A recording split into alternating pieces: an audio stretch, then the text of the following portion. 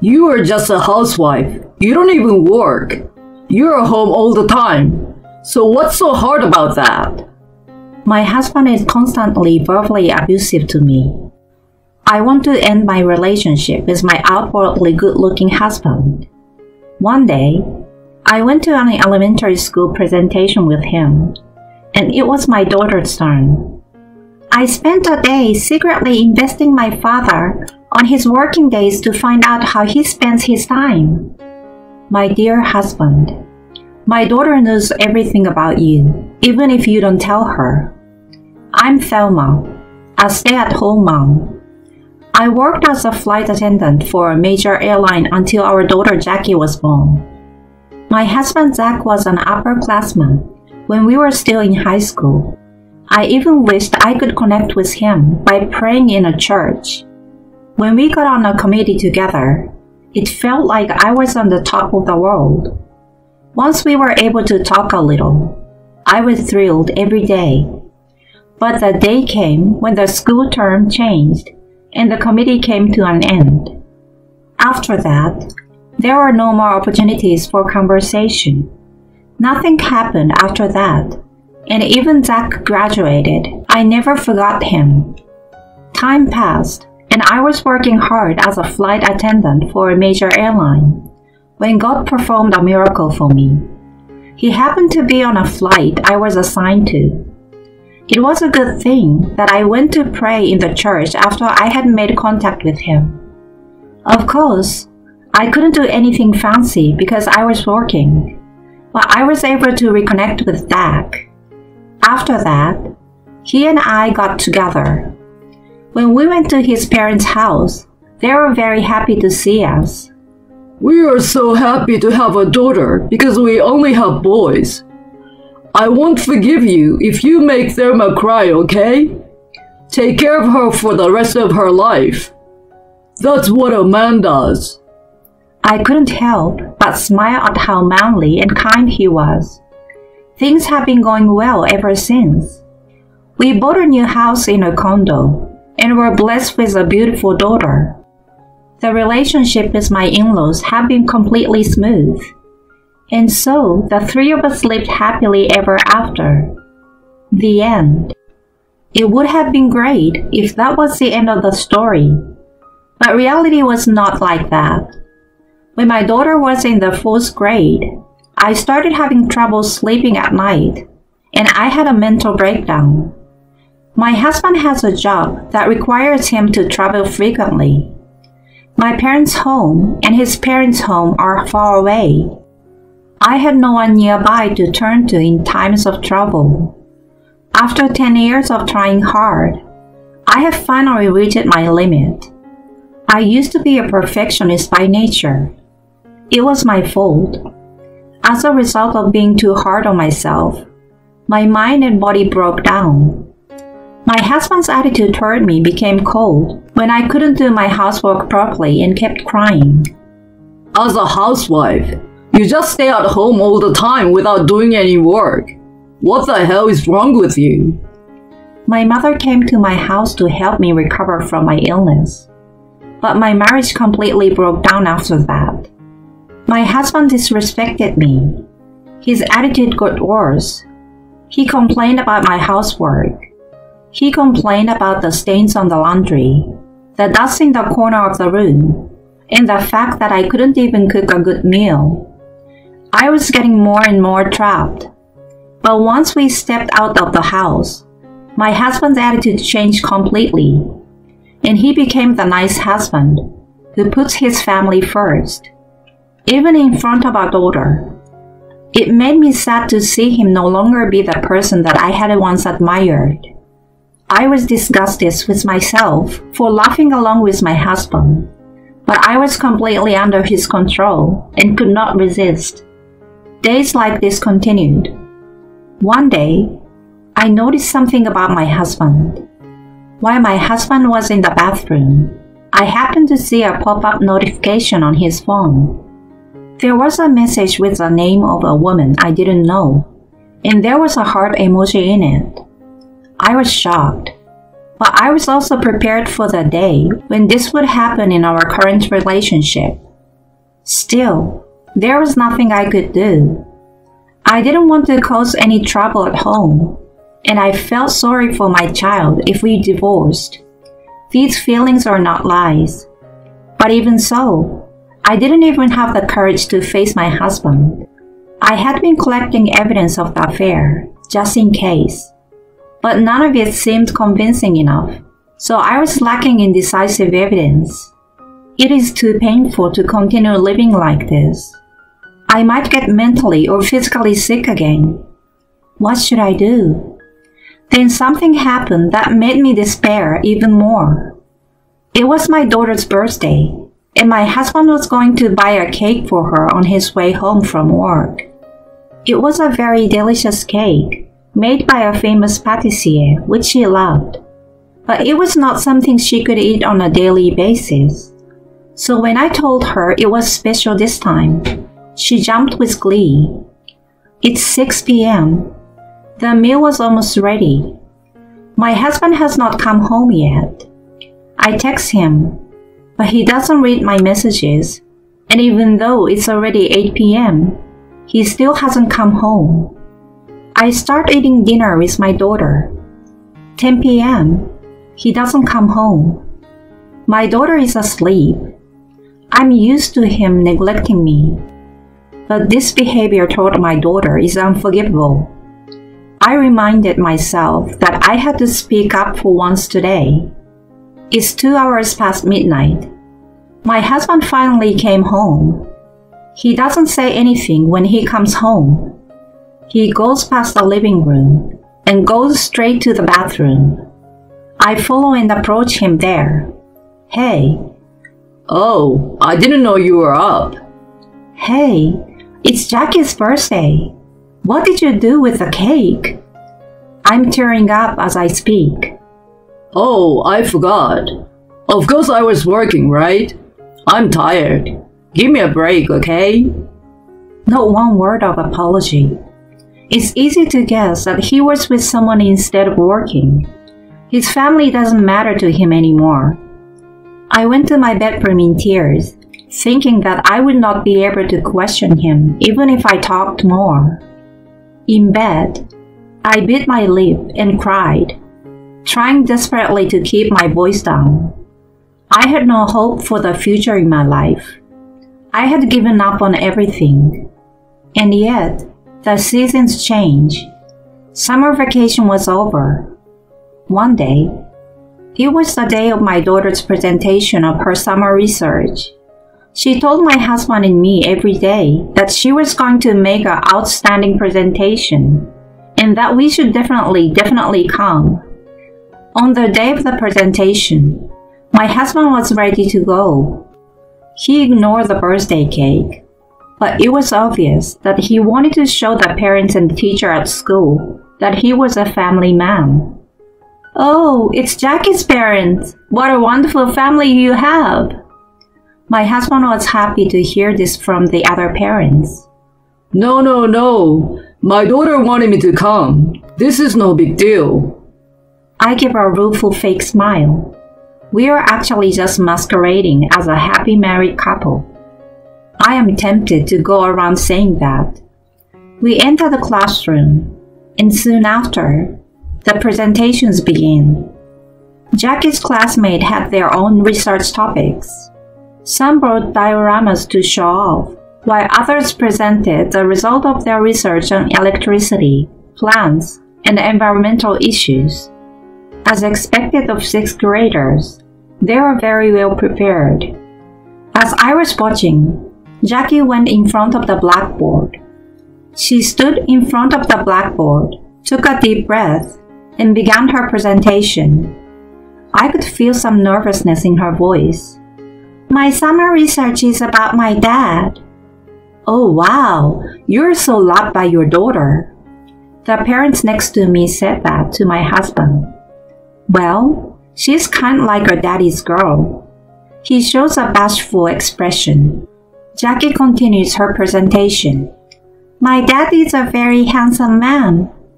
He was certainly the man of my dreams, and he is very good looking. Only on the outside though. He is a salesman for a pharmaceutical company. He often comes home after midnight. Even though he is busy, he always comes to work looking sharp and cool like today. During the summer vacation, I try to find out if my father is really busy with his work and what he does every day. Jackie's presentation was getting a little weird. After finishing the introduction, Jackie operated the computer connected to the projector and moved the presentation material to the screen in front of the blackboard. I followed my father closely to find out how he spends his working day. He wakes up at 7 a.m., eats breakfast prepared by my mother, goes to work at 8 a.m., and arrives at the office at 9 a.m. At 9:30, he goes out for his rounds. He is always accompanied by a female employee. Around 10 a.m., he goes to a cafe far from the office and makes out with this woman. The classroom is abuzz. My husband is flustered, but I don't know what she means. What kids say, really? I don't know what she is talking about. He's frantically trying to calm down the situation in the classroom. At 12, they move to a restaurant to have lunch together. And after lunch, they flirt again. Then at around 2 p.m., they visit the client's company and finally get to work. After the visit, he meets up with a woman again at around 3:30 p.m. and they go to a hotel. They stay at the hotel for about 2 hours, return to the office around 5 p.m., and leaves work at 6 p.m. Then they have dinner at a restaurant while flirting around. Wait! Jackie, what are you talking about? Hey, ma'am, you have to stop this right now. What the hell is the teacher doing? My husband is still trying to keep his cool, but he's sweating profusely. He's panicking so much that he's looking pale. Jackie's teacher, Miss Burns, says quietly, "I'm sorry, please be quiet." She seems a little on edge. Let's go back in time. It was the day before the presentation. Jackie asked me to come into her room, and then she apologized. She told me that she had stumbled across evidence of the affair, that she knew that her dad was playing with fire, that she had researched it and made it her summer project, and that tomorrow she would present it in front of the crowd.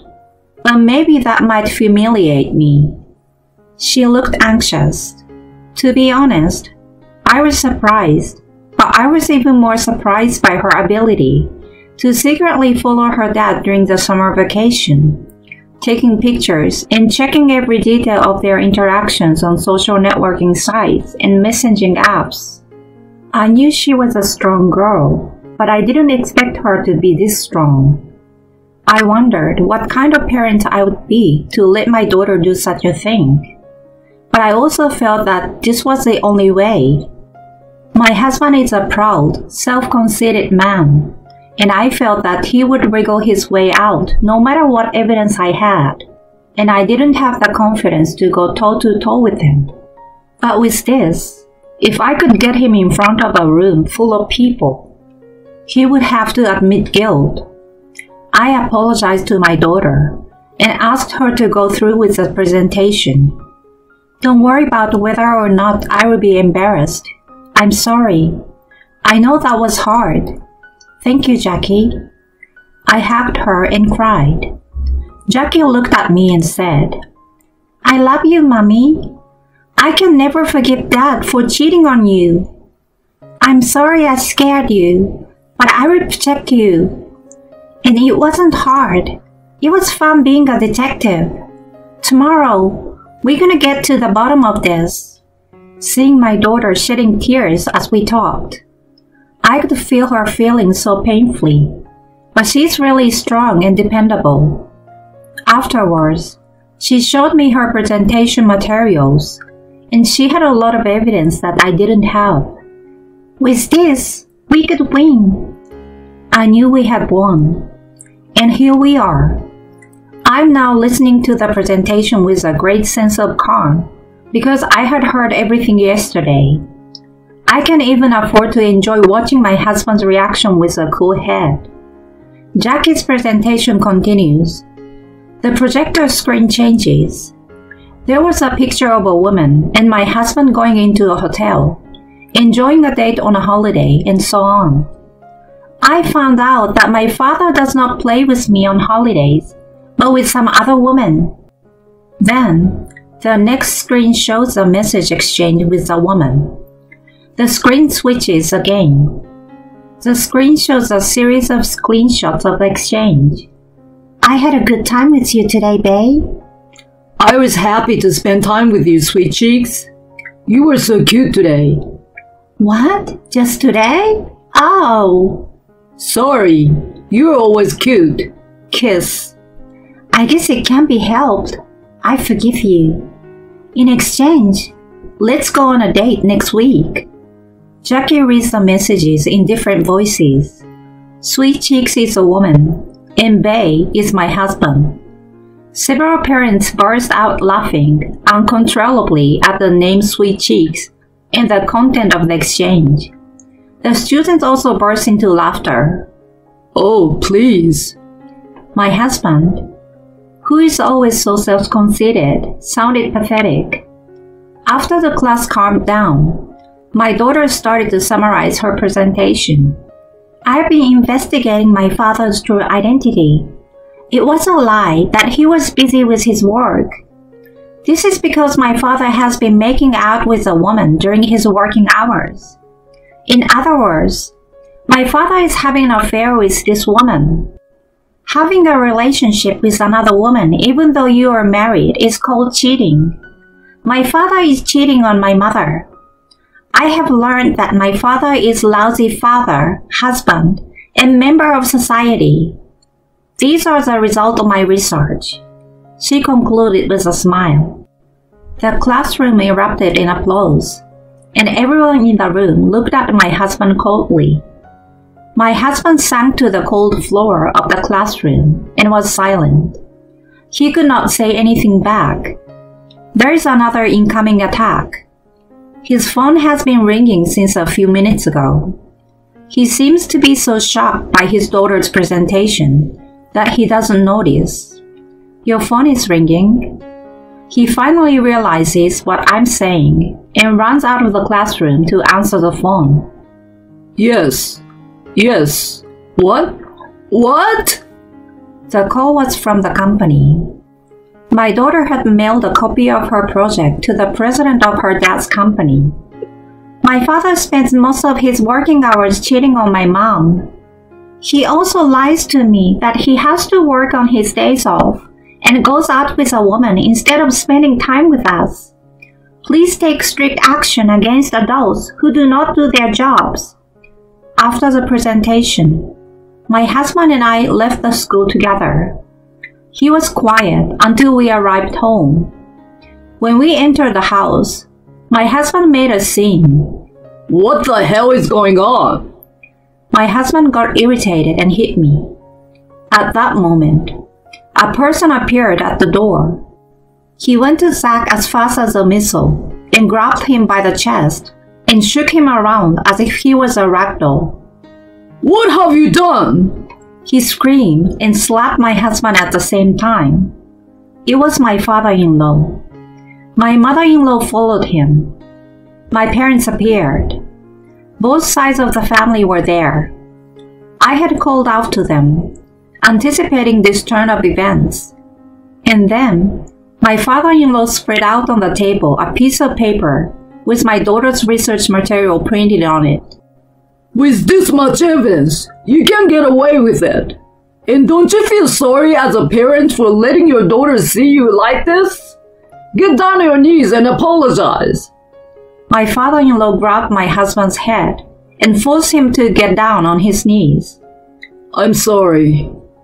I looked down at my husband, who was down on his knees, tears and snot running down his nose, and told him, "Please sign the papers."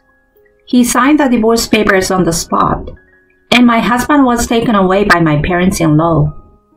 After that, thanks to the evidence my daughter had gathered for me, the divorce was finalized with a generous alimony payment. But still, I was worried about my daughter since she made such a presentation at school.